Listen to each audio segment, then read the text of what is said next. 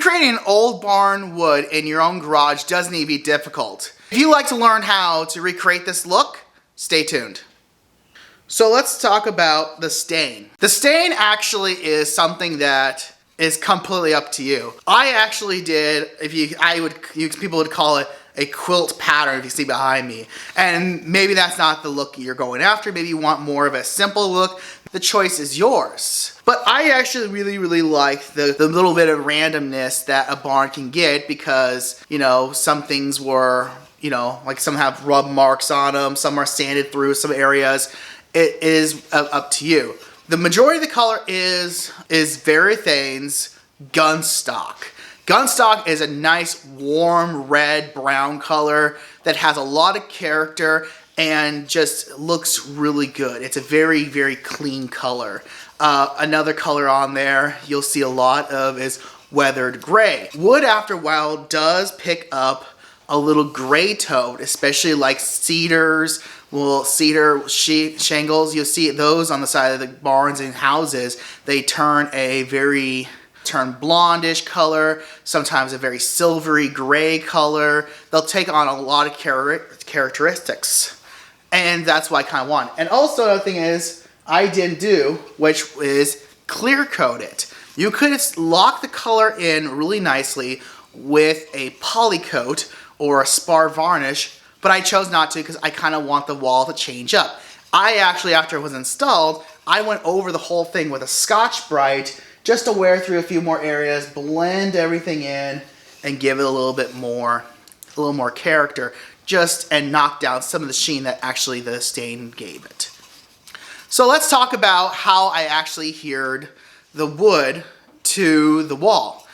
I used a combination between some pin nails, which are small little trim nails that have a small little head, but quite long. Those are about 1.5 inches long, just to get through the wood and the plywood, and potentially even to a stud. And adhesive. I use liquid nails. You can use whatever you want and whatever you feel comfortable with. I just got liquid nails because I've heard great things, and actually it was on sale, so we saved some money there too. What I first did was I drilled 2 pinholes on either side. You don't want to split this wood because, well, it's a waste of wood, but guess what? I know where to get more of this. What you just simply do is drill 2 holes on the other side, because I didn't want to fill this whole thing up with nails. I just kind of wanted simply 2 nails on the side, because those are just kind of holding it there as the adhesive sets up. I simply put 2 nails on each, drilled 2 holes, drilled the holes for the nails, put the nails through. Then on the back side, I did a simple zigzag pattern of the adhesive on the back, stuck it to the way I wanted to, and then hammered it through the plywood, holding it in place. And then I moved on to the next. Now, what you can do, I really didn't care being a little off, because again, it adds to the character, but if you really wanted to make sure every piece is if you want every piece to be perfectly aligned, you could put a flat leveler on it, make sure before you tap it in. But let's face it, this garage is not the perfectly flat, and wood's not perfectly straight. This workbench I was working off is probably not perfect either. So for me, just going along, following the ridges and stuff, worked out, and again, adds to the character. You do what you want. All right, now as you can see, the backdrop looks amazing. Like, I am blown away. The character, the look, and the feel. Like, feeling the wood on the wall is so nice, going between the different textures and the stain. I'm just so impressed by it. And I hope that inspires you to create something. But, the workbench started looking a little sad. So, what I did was I wanted to go back and paint the workbench. First starting off I stripped off the old trim that was on there because it was beaten up and it just didn't look good. Then I went back and I did 2 coats, count them, 2 coats of Kilz All-Purpose Primer. Doing this sets up 2 things. 1, an even coat for your paint to go over, and 2, it locks in the wood in, because wood's very porous, that it just continuously soaks in the paint. Spend a little more money up front, saves you a lot of time and effort in the long run.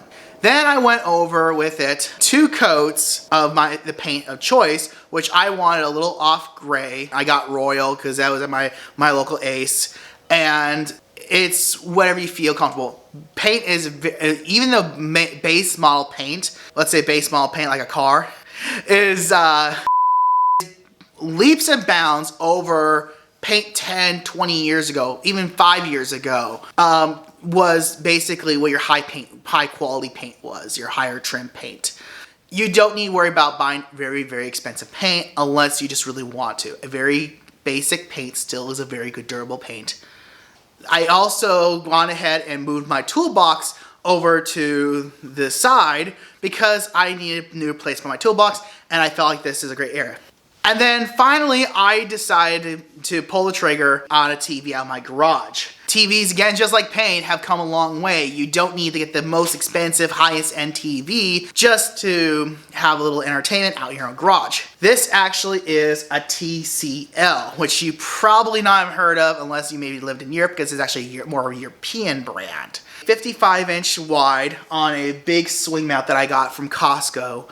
And it's awesome. It puts out really great quality picture. I have it, and also I have it all hooked up to my phone, so through the internet. So it is a smart TV, and for $300 or so, I think it was like $299. I think that's a really great deal. It just looks really nice.